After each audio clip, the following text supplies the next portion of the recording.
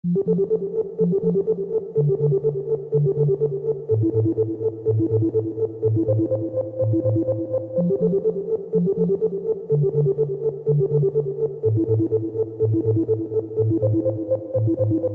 everyone, DJ Arvine here from Point Blank Music School, and we're here at Amsterdam Dance Event, here to ask a whole bunch of electronic musicians what their one tip for an upcoming DJ or producer would be. Let's go and check it out.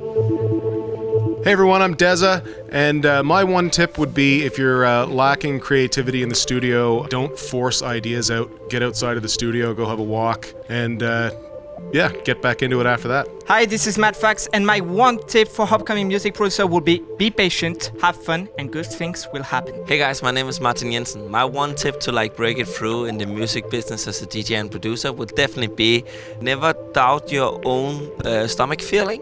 Maybe it's wrong, but at least you learned from it, and those are the things you remember the best in your career. Hey everybody, I'm organelles, and here's my one tip for up-and-coming DJs and producers, and that would be figure out what you're good at. Get feedback from your friends, get feedback from professional ones, and it might not even be what you like to do, but it might be what you're really good at. So check that out first, and then whatever you can do after that to develop your style will be better. Find your strengths. Hi, I'm Galia, and my production tips for you are to always check your tracks everywhere you can, your car, your headphones, your friend's car, because you never know how it may sound, and you may think that you did a really great job, but actually do not sound that good. So always check your tracks everywhere. Hey guys, what's up? We're Jinchen, we're here at ADE, and this is our one tip for Point Blank. Always work on your signature sound in your productions while still making some subtle changes to it, but just element people can easily recognize in your production, so this will bring you. Build your own library of sounds and work with it. Hey guys, my name is Boris Brejcha. I'm a DJ and music producer, and a lot of people are asking me this.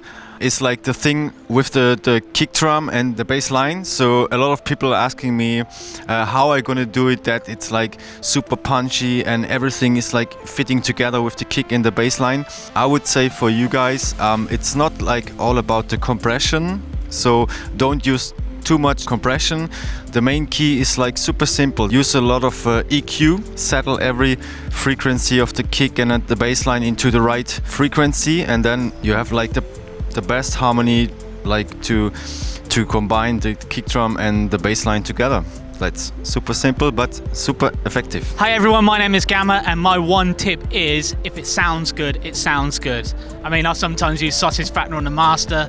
I've used up to 5 OTTs on one sound. Sometimes I don't even high pass my mid bass to fit my sub bass in. If it sounds good, it sounds good. And if someone tells you, oh, you're wrong.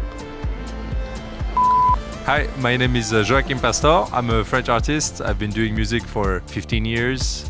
We're here in ADE, and the advice I'll have to give to you guys is to always do the music you love. Many times in my career, when I was like a beginning, I would listen to guys I loved and my influences, and I would kind of copy their music, not really copy it, but kind of do the same or be too influenced. You know, it's hard not to be influenced when you really love something. I realized that whenever I released a track, when I tried to kind of do like a style or stick to something, it never worked. Every time I did a track where I was like, you know what, I'm just going to do what I want to do. I'm going to do the music I want to do. First of all, it was easier to make the music because it felt like it was flowing better, and commercially they worked better.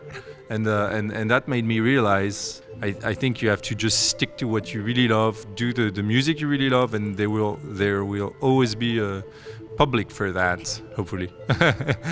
So that's my advice.